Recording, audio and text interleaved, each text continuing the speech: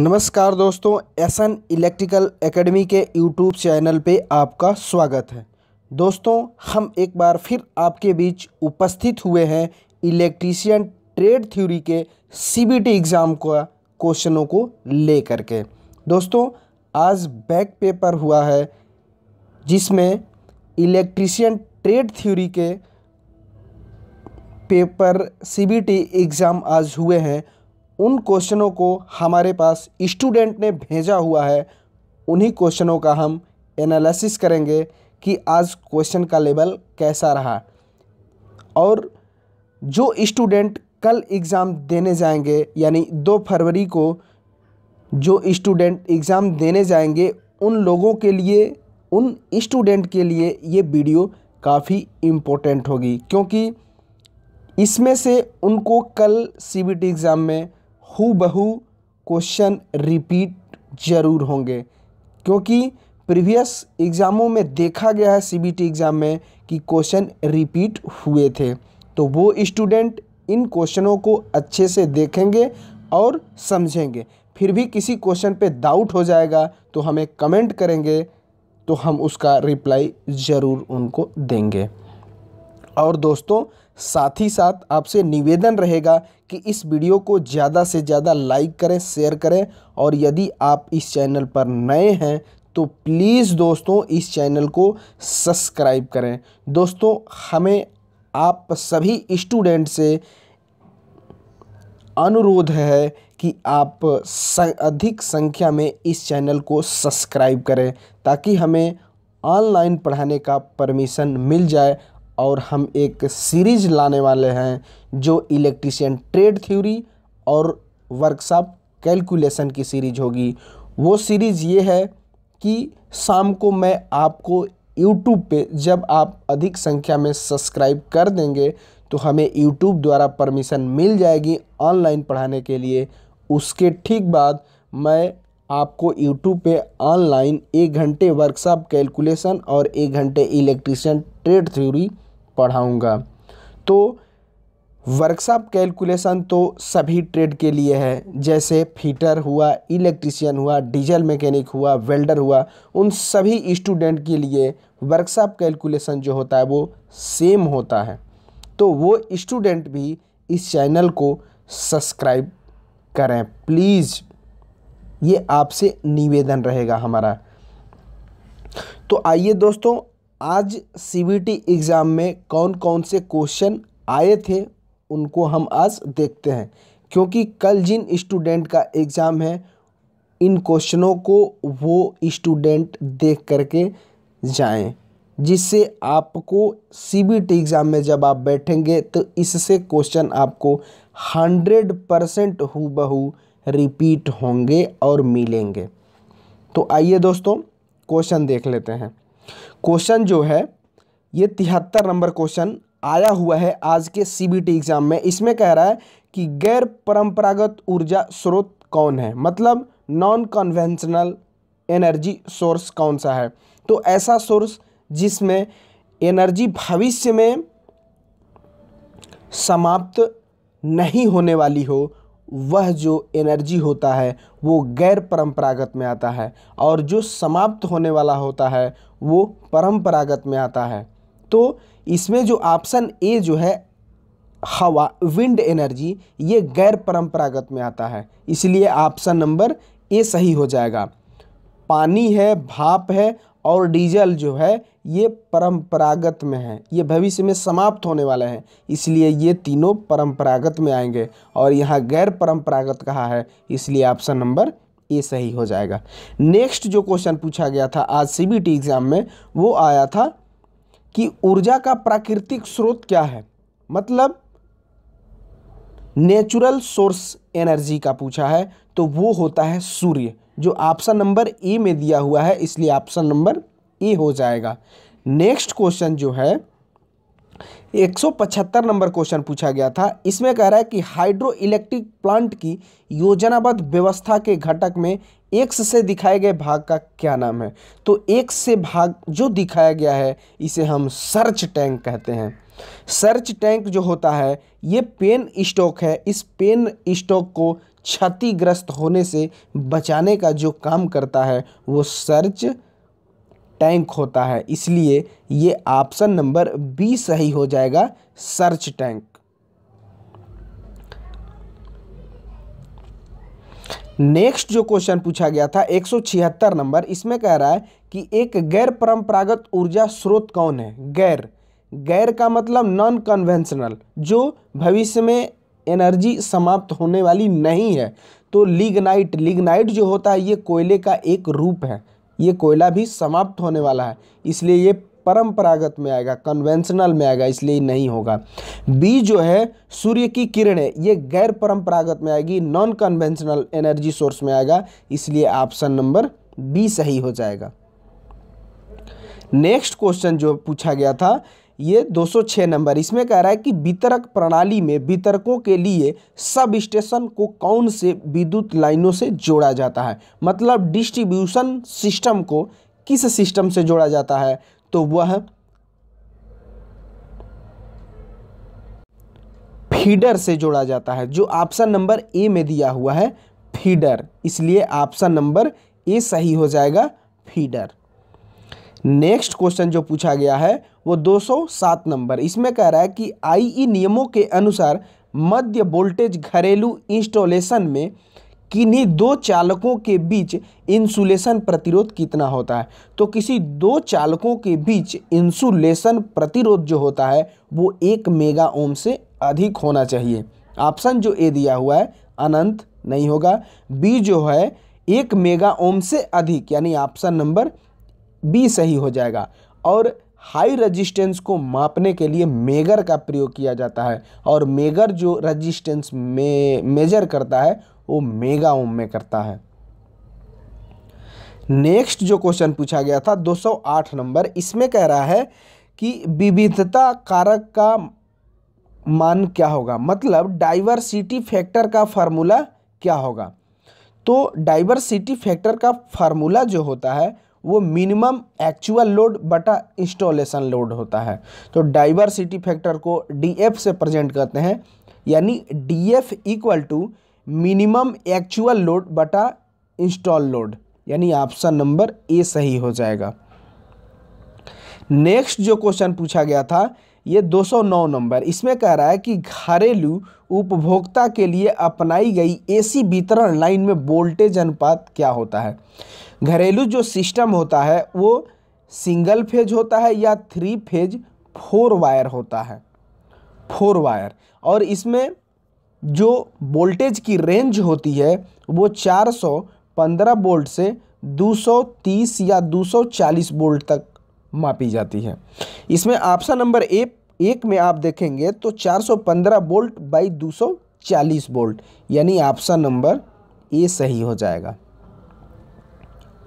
Next जो question पूछा गया था 225 नंबर, इसमें कह रहा है कि ACSR का मतलब क्या है, मतलब ACSR का फुल फॉर्म पूछ रहा है। तो ACSR का फुल फॉर्म होता है aluminium conductor steel reinforced. Option number आप देखेंगे डी में दिया हुआ है एल्युमिनियम कंडक्टर स्टील रेनफोर्ड, यानी ऑप्शन नंबर डी सही हो जाएगा। जहाँ कहीं भी ओवरहेड लाइन की जाती है तो ACSR से ही की जाती है। नेक्स्ट जो क्वेश्चन पूछा गया था ये 226 नंबर क्वेश्चन पूछा गया था, इसमें कह रहा है कि OH लाइन का मतलब है ओवरहेड लाइन में क्रॉस आर्म का उद्देश्य क्या होता है। क्रॉस आर्म का मतलब उस पोल पे ऊपर वाले हिस्से में एक पट्टी लगाई जाती है, उसका काम होता है इंसुलेटर को पकड़ने के लिए ताकि उस पर स्ट्रेट लाइनें भेजी जा सके। ऑप्शन नंबर आप डी में देखेंगे तो लिखा गया है कि इंसुलेटर पकड़ते हुए कंडक्टरों को किधर से जकड़ना, यानी ऑप्शन नंबर डी सही हो जाएगा। नेक्स्ट क्वेश्चन जो पूछा गया था ये 239 नंबर क्वेश्चन पूछा गया था, इसमें कह रहा है कि एसी और डीसी आपूर्ति दोनों में किस प्रकार की रिले प्रयोग की जाती है। तो एसी और डीसी में एक ही रिले प्रयोग की जाती है, वो जो होती है इम्पल्स रिले प्रयोग की जाती है। इम्पल्स रिले की जो विशेषता होती है वो एसी और डीसी दोनों सप्लाई पे समान रूप से काम करती है। ऑप्शन जो है बी में आप देखेंगे कि इम्पल्स रिले यानी आवेग रिले दिया हुआ है, इसलिए ऑप्शन नंबर बी सही हो जाएगा। नेक्स्ट क्वेश्चन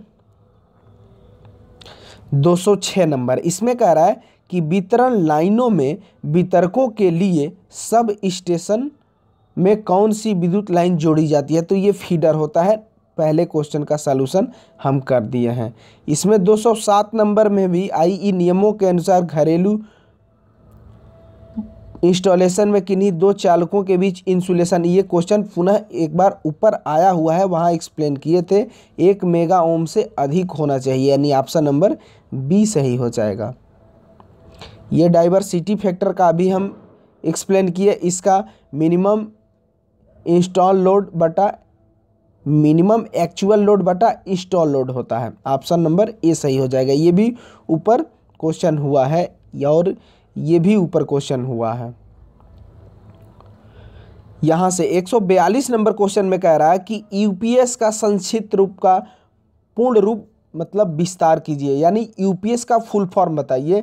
तो यूपीएस का फुल फॉर्म जो होता है अनटरप्टेड पावर सप्लाई होता है। ऑप्शन नंबर डी में आप देखेंगे अनटरप्टेड पावर सप्लाई दिया हुआ है, इसलिए ऑप्शन नंबर डी सही हो जाएगा। नेक्स्ट क्वेश्चन जो है ये 143 नंबर क्वेश्चन है कि आवृत्ति कन्वर्टर कौन है। आवृत्ति कन्वर्टर का मतलब है कि एसी के वेरिएबल फ्रीक्वेंसी को कांस्टेंट फ्रीक्वेंसी में कौन बदलता है, तो वो साइक्लो कन्वर्टर होता है। ऑप्शन नंबर ए में दिया है रेक्टिफायर। रेक्टिफायर का काम होता है एसी टू डीसी कन्वर्ट करना। चोपर जो होता है वह वेरिएबल डीसी को कांस्टेंट डीसी में बदलने का काम जो होता है वो चोपर का होता है। और साइक्लो कन्वर्टर का काम जो होता है AC to DC cycloconverter का काम होता है कांस्टेंट फ्रीक्वेंसी को वेरिएबल फ्रीक्वेंसी में एसी में ही बदलता है, तो वो साइक्लो कन्वर्टर होता है, इसलिए ऑप्शन नंबर सी सही हो जाएगा। नेक्स्ट जो क्वेश्चन पूछा गया था वो 144 नंबर, इसमें कह रहा है कि PWM का पूर्ण रूप क्या होगा, अर्थात PWM का पूर्ण रूप जो होगा पल्स विड्थ मॉड्यूलेशन होगा। ऑप्शन नंबर बी में आप देखेंगे तो लिखा गया है पल्स विड्थ मॉड्यूलेशन, यानी ऑप्शन नंबर बी सही हो जाएगा।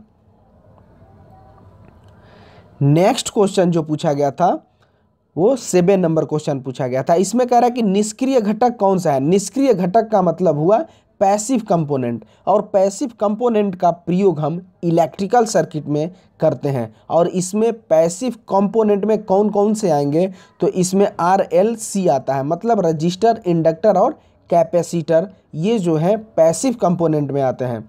और जितने भी इलेक्ट्रॉनिक्स सर्किट में प्रयोग करने वाले उपकरण हैं वो जो आते हैं वो एक्टिव कंपोनेंट में आते हैं, सक्रिय घटक में आते हैं। तो यहाँ डायक ऑप्शन नंबर ए में दिया है, तो डायक जो होता है वो एक्टिव कंपोनेंट होता है। डायोड जो है ये भी एक्टिव कंपोनेंट है। ट्रांजिस्टर जो है ये भी एक्टिव कंपोनेंट है। और यहाँ कहा है पैसिव कंपोनेंट, तो पैसिव कंपोनेंट जो होगा RLC होगा, रजिस्टर, इंडक्टर और कैपेसिटर। ऑप्शन नंबर सी में आप देखेंगे तो यहाँ कैपेसिटर लिखा गया है और यहाँ पैसिव ही कहा है, इसलिए ऑप्शन नंबर सी सही हो जाएगा, कैपेसिटर। नेक्स्ट जो क्वेश्चन पूछा गया था ये 8 नंबर क्वेश्चन पूछा गया था। इसमें कह रहा है कि सिंबल को देख करके आपको बताना है कि ये किसका सिंबल है। तो इसमें आप ध्यान से देखेंगे तो 2 टर्मिनल है, ये मेन टर्मिनल 1 और ये मेन टर्मिनल 2। और इसके अंदर की जो संरचना बनाई गई है, जब 2 डायोड को एंटी पैरेलल जोड़ने के बाद जो संरचना का निर्माण होता है वो जो होती है वह डायक होता है। और ये ऐसे इसका सिंबल बनता है, ऐसे 2 डायोड को एंटी पैरेलल, तो ये एक डायोड हो गया और ये एक डायोड हो गया, ये एंटी पैरेलल हो गए। तो इससे जो निर्माण हुआ ये डायक का हुआ। और याद रखिएगा डायक में 2 ही टर्मिनल होते हैं, मेन टर्मिनल 1 और मेन टर्मिनल 2। इसलिए ये जो फिगर दिया गया है ये डायक का है, जो ऑप्शन नंबर सी में दिया गया है, इसलिए ऑप्शन नंबर सी सही होगा। इसकी मिलती जुलती संरचना जो होती है एक ट्रायक की होती है। ट्रायक जो होता है ना, इसमें 3 टर्मिनल होते हैं, मेन टर्मिनल 1, मेन टर्मिनल 2 और गेट सिरा होता है। और इसकी जो संरचना होती है, जब 2 SCR को एंटी पैरेलल जोड़ने के बाद जो संरचना का निर्माण होता है वो ट्रायक का होता है। और SCR होता है ना, SCR में भी 3 टर्मिनल होते हैं, एनोड, कैथोड और गेट। नेक्स्ट क्वेश्चन जो पूछा गया था ये 9 नंबर, इसमें कह रहा है कि हेक्साडेसिमल संख्या में कितने वर्ण होते हैं। ये जो संख्याएं होती हैं ये 4 प्रकार की होती हैं। बाइनरी संख्या हो जाएगी, डेसिमल संख्या हो जाएगी, ऑक्टल संख्या हो जाएगी और हेक्साडेसिमल संख्या होगी। तो इसमें बेस पूछ रहा है, बेस का मतलब रेडिक्स पूछा है। तो बाइनरी संख्या का जो रेडिक्स होता है वो 2 होता है, डेसिमल संख्या का जो रेडिक्स होता है वो 10 होता है, और ऑक्टल संख्या का जो रेडिक्स होता है वो 8 होता है, और हेक्साडेसिमल संख्या का जो रेडिक्स होता है वो 16 होता है। यहाँ हेक्साडेसिमल का पूछा है, तो आप यहाँ देख रहे होंगे कि हेक्साडेसिमल का रेडिक्स जो है 16 है, इसलिए ऑप्शन नंबर डी में देखेंगे आप 16 दिया हुआ है, इसलिए ऑप्शन नंबर डी सही हो जाएगा। नेक्स्ट जो क्वेश्चन पूछा गया था 135 नंबर, इसमें कह रहा है कि 3 कला मोटर में वाइंडिंग के बीच का कला विस्थापन क्या होगा। हमारे देश में जो फेज का क्रम होता है वो RYB होता है, मतलब रेड, येलो, ब्लू होता है, और ये आपस में 120 डिग्री पर स्थापित होते हैं, क्योंकि मैकेनिकल जो डिग्री होती है वो 360 डिग्री होती है। और इसमें फेज जो दिया हुआ है 3 दिया हुआ है, तो जब आप इसमें 3 से भाग देंगे तो 3 एकम 3, 3 दूनी का 6 0, 120 डिग्री हुआ। इसका मतलब ये हुआ कि ये R है, ये Y है और ये B है, तो इसके बीच भी 120 डिग्री, 120 डिग्री और 120 डिग्री, मतलब प्रत्येक फेजों के बीच का जो एंगल होगा 120 डिग्री का ही होगा।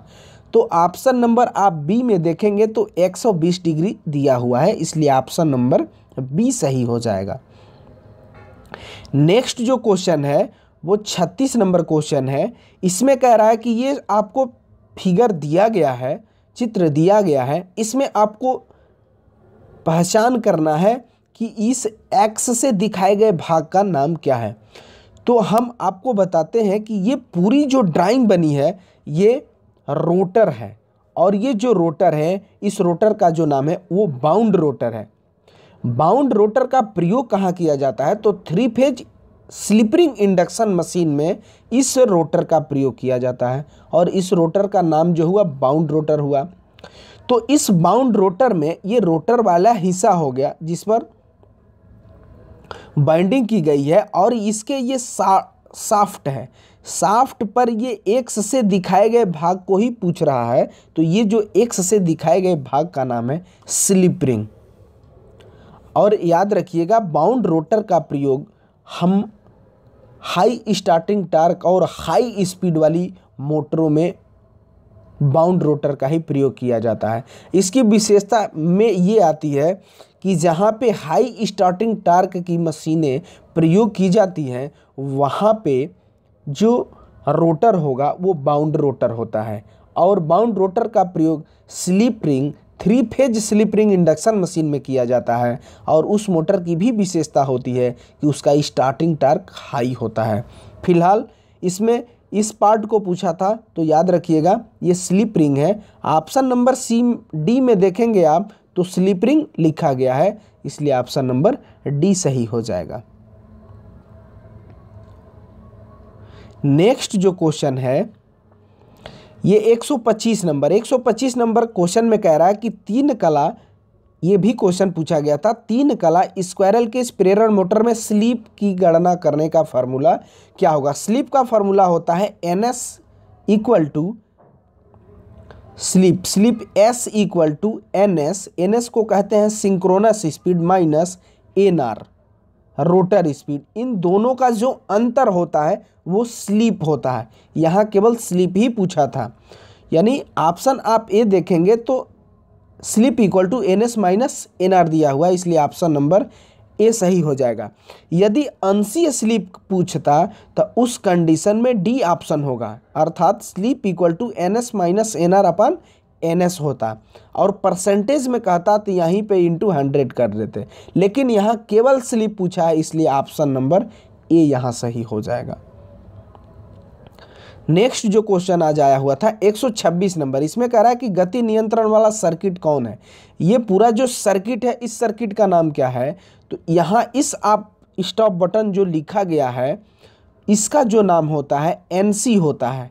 NC का मतलब हुआ नॉर्मल क्लोज, और ये स्टार्ट है, इसका मतलब होता है NO, NO का मतलब हुआ नॉर्मल ओपन, और ये जो आप सिंबल देख रहे हैं ये जो है ओवरलोड कॉइल का है, और ये जो है एक्सिलरी कॉन्टैक्टर है। तो इन सभी उपकरणों के प्रयोग से जो सर्किट का निर्माण हुआ है, इस सर्किट को हम कहते हैं एचिंग कंट्रोलिंग, यानी एचिंग कंट्रोलिंग। ऑप्शन जो ए में दिया हुआ है एचिंग कंट्रोलिंग, यानी ऑप्शन नंबर ए सही हो जाएगा।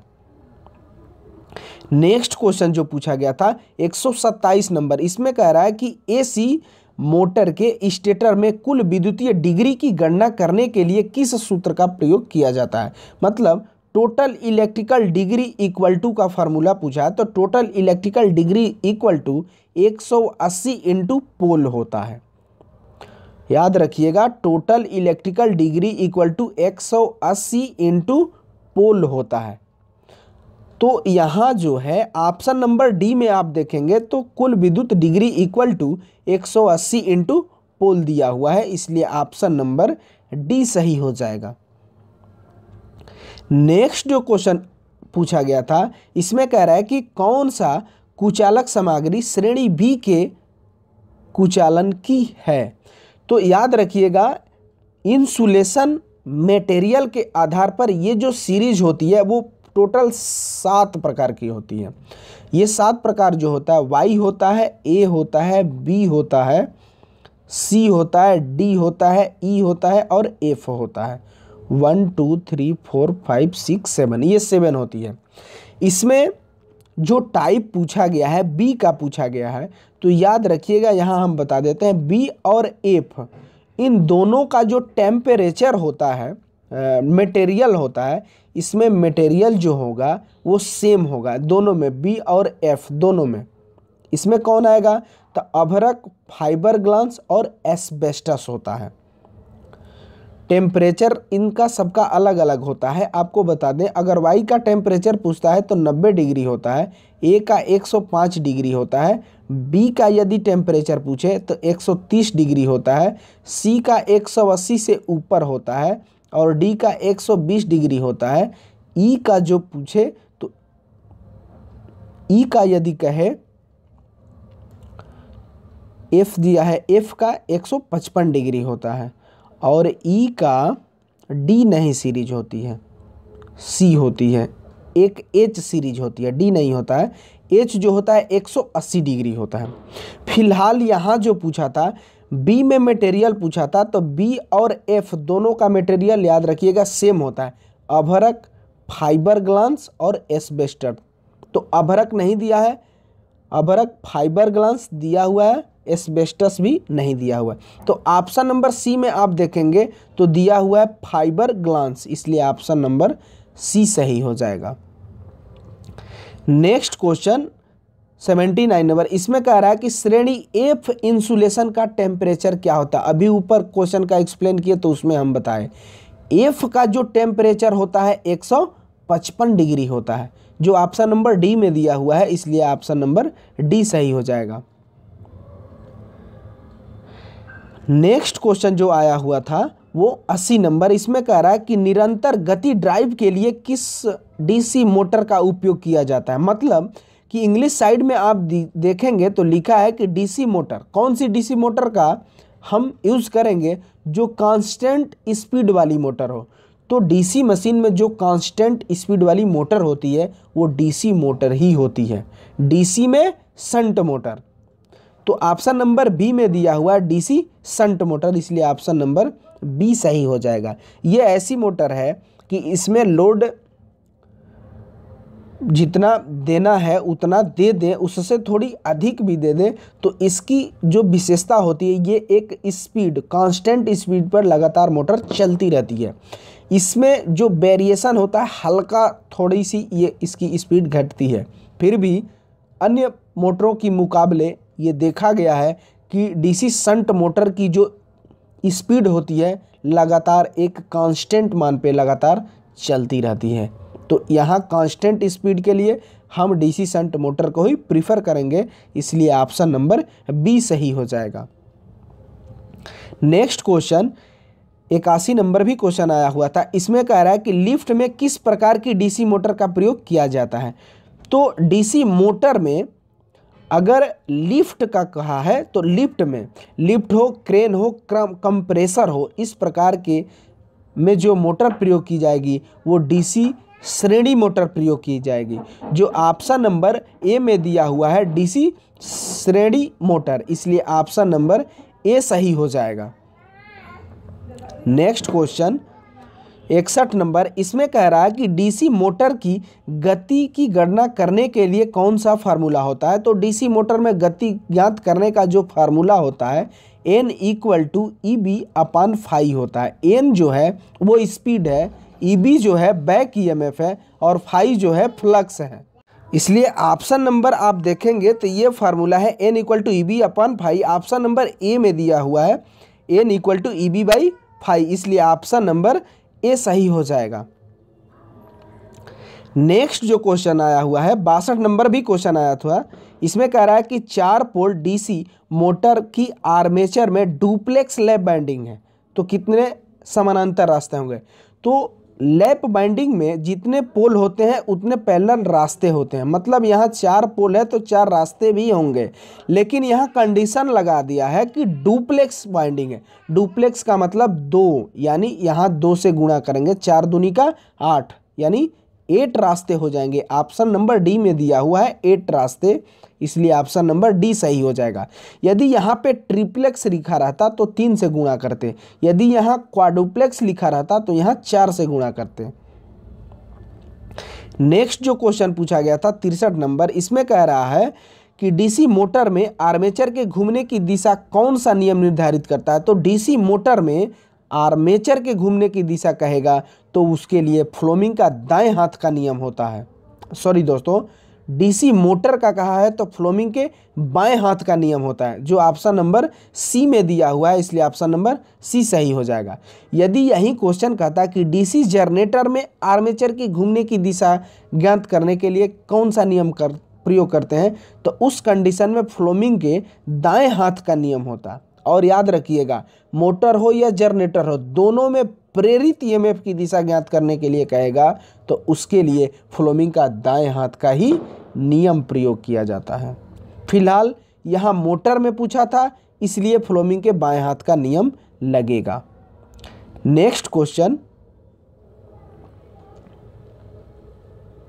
ये 46 नंबर, इसमें कह रहा है कि क्यों पोल कोर स्टैंपिंग्स डीसी जनरेटर में पटलित की जाती है। मतलब लेमिनेशन जो होता है, लेमिनेट किया जाता है, पत्तियों को, पतली पतली पत्तियों को लेमिनेट किया जाता है। ऐसा इसलिए किया जाता है ताकि एडी धारा हानि को कम करने के लिए। ऑप्शन नंबर डी में आप देखेंगे तो लिखा गया है भंवर धारा हानि को कम करने के लिए, यानी ऑप्शन नंबर डी सही हो जाएगा।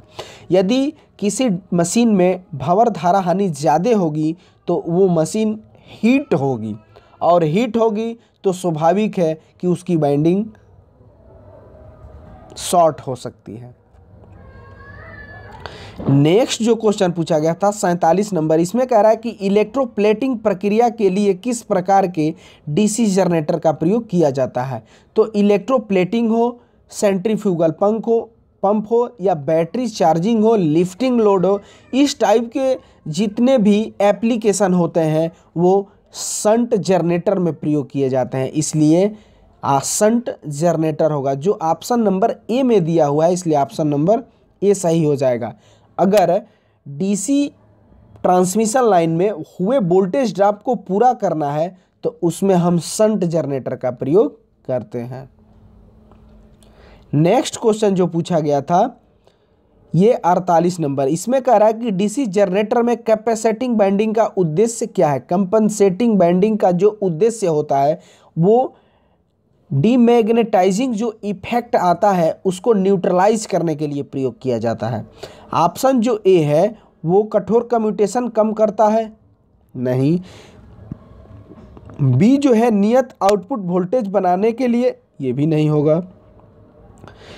सी जो है बी चुंबकीय प्रभाव को बेअसर करता है, मतलब न्यूट्रलाइज द डीमैग्नेटाइजिंग इफेक्ट, यानी ऑप्शन नंबर सी सही हो जाएगा।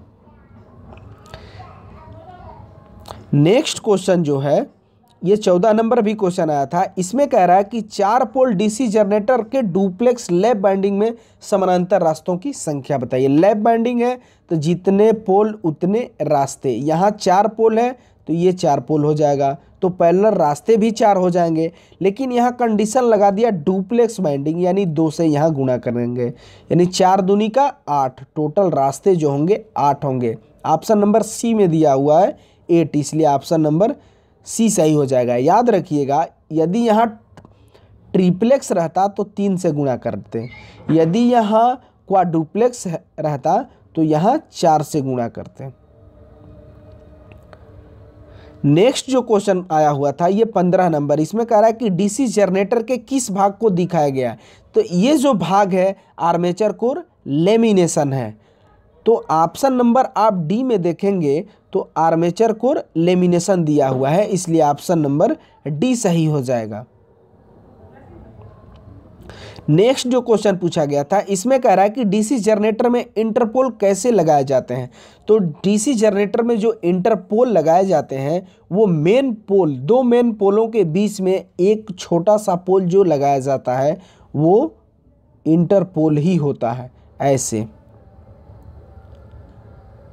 जैसे ये मेन 4 पोल हो गए तो इनके बीच में एक इंटरपोल आएगा, ये इंटरपोल हो गया। तो ये तो इसका जो कनेक्शन होता है वो कैसे होता है, तो इसका जो कनेक्शन होगा इंटरपोल का वो 2 मेन पोलों के बीच में होगा, और इसका जो शेप होगा वो मेन पोल से पतला और छोटा होगा, और साथ ही साथ इसका जो कनेक्शन होता है वो आर्मेचर के सीरीज में होता है। तो ऑप्शन नंबर ए में दिया हुआ है आर्मेचर के सीरीज में। याद रखिएगा इंटरपोल का जो कनेक्शन होता है वो आर्मेचर के सीरीज में होता है, इसलिए ऑप्शन नंबर ए सही हो जाएगा। और इसकी जो शेप होती है वो 2 मेन पोलों के बीच में लगाए जाते हैं, और मेन पोल से ये छोटे और पतले होते हैं। नेक्स्ट क्वेश्चन जो पूछा गया था ये 11 नंबर, इसमें कह रहा है कि गतिशील रूप से प्रेरित ईएमएफ का फार्मूला क्या होता है। तो गतिशील रूप से प्रेरित ईएमएफ का जो फार्मूला होता है BLV sin थीटा होता है। ऑप्शन नंबर आप सी में देखेंगे तो BLV sin थीटा लिखा गया है, इसलिए ऑप्शन नंबर सी सही होगा। और थीटा जो होता है ना वो करंट और वोल्टेज के बीच का एंगल होता है। नेक्स्ट जो क्वेश्चन पूछा गया था ये 12 नंबर क्वेश्चन पूछा गया था, इसमें कह रहा है कि चुंबकीय क्षेत्र की दिशा ज्ञात करने के लिए किस नियम का उपयोग किया जाता है। तो चुंबकीय क्षेत्र की दिशा ज्ञात करने के लिए फ्लोमिंग के दाएं हाथ का नियम प्रयोग किया जाता है। ऑप्शन जो बी में दिया हुआ है दाएं हाथ का हथेली का नियम, ये भी इसी को याद रखिएगा, राइट हैंड रूल, या इसी का दूसरा नाम जो होता है वो पाम रूल होता है। तो चुंबकीय क्षेत्र की दिशा ज्ञात करने के लिए दाएं हाथ का नियम या पाम रूल का प्रयोग किया जाता है, जो ऑप्शन नंबर बी में दिया हुआ है, इसलिए ऑप्शन नंबर बी सही हो जाएगा।